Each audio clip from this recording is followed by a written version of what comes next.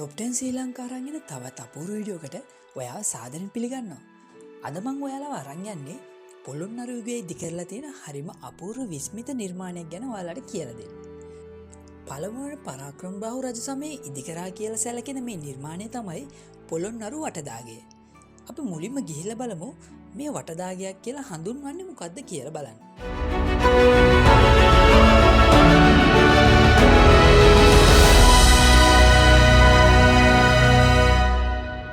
අපේ රටේ පුරාණ රජවරු විසින් ඉදි කරලා තියෙන ප්‍රමාණින් කුඩා දාගැබ් සඳහා ආවරණයක් වගේම ආරක්ෂාව වෙනුවෙනුත් ඒ චෛත්‍යය වට කරලා පියස්සකුත් සහිතව ඉදි කරලා තියෙන ගෘහයක් තමයි අපි වටදාගයක් කියලා හඳුන්වන්නේ.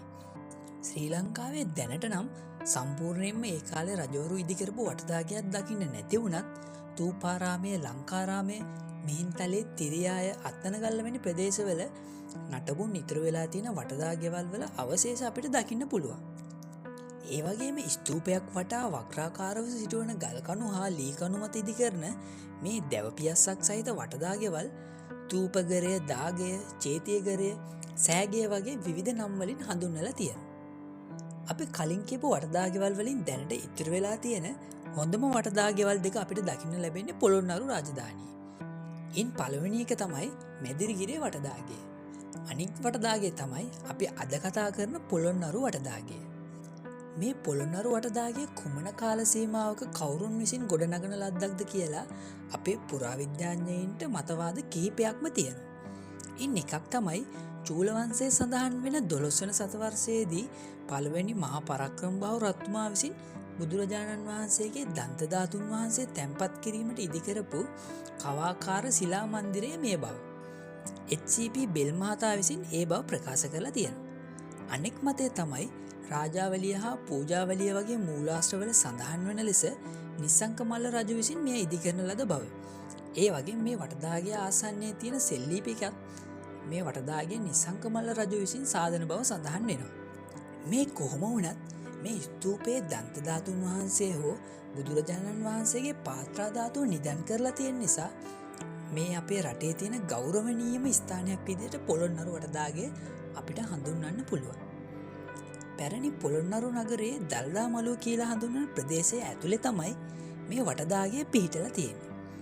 මේ වටදාගේ පාදමේ විස්කම්භය අඩි 27යි අඟල් 9ක් වෙන කුඩා ස්තූපයක් වටා තමයි ඉදි කරලා තියෙන්නේ. මේ පොළොන්නරු වටදාගය ඉහළ හා පහළ මට්ටම් ලෙස මට්ටම් දෙකකින් යුක්ත වෙනවා.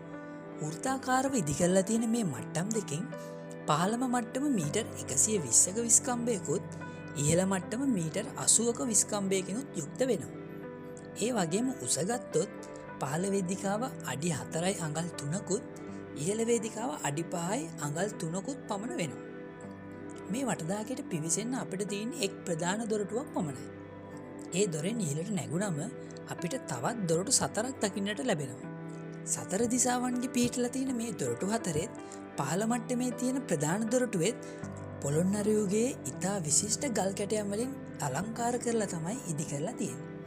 ඒ වගේම පොළොන්නරු යුගයට අයත් වෙන විශිෂ්ටම සඳකඩ පාන වගේම මුරගල් දෙකත් අපිට දැක ගන්න ලැබෙන්නේ මේ ස්ථානයේදී.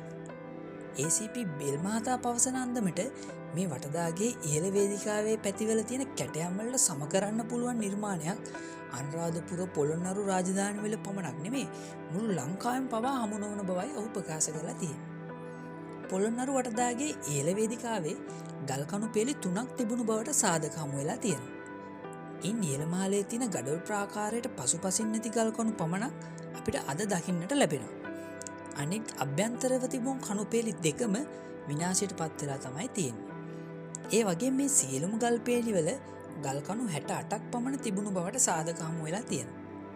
ඍජු සමමිතික ලෙස නෙලා තියෙන මේ ගල්කණු හැම එකකම පාදමේ නෙළුම් මලක හැඩයට කැටයම් කරලා තියෙනවා. මහාචාර්ය සෙනරත් පරණවිතාන මහතා අනුමාන කරන පරිදි මේ ගල්කණු මත දැවමය පියස්සක් ඉදි කරලා තිබිලා තියෙනවා. ඊට හේතු වෙලා තියෙන්නේ කැණීම් කටයුතු වලදී හමු වෙලා තියෙන ඇණ හා උළු කැට නිසා. පොළොන්නරු වටදාගේ ඉහළ මාලයේ තියෙන අනෙක් ප්‍රධානම කරුණ තමයි මේ වටදාගේ දෙවෙනි මාල වටා ඉදි කරලා තියෙන ගඩොල් බිත්තිය. ඝනකම අඩි 2යි අඟල් 6ක් පමණ වෙන මේ බිත්තිය සැලකිය යුතු තරම් ආරක්ෂා වෙලා තියෙනවා. ඒ වගේ මේ බිත්තිය අභ්‍යන්තරේ සිතුවම් වලින් අලංකාර කරලා තිබුණු බවට සාධක හමු වෙනවා.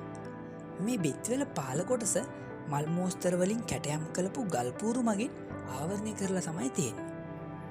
ඒ වගේම ගලින් කැටයම් කරපු බුද්ධ ප්‍රතිමා 4ක් මේ වටදාගේ සතර දිසාවේ නිර්මාණය කරලා තියෙනවා.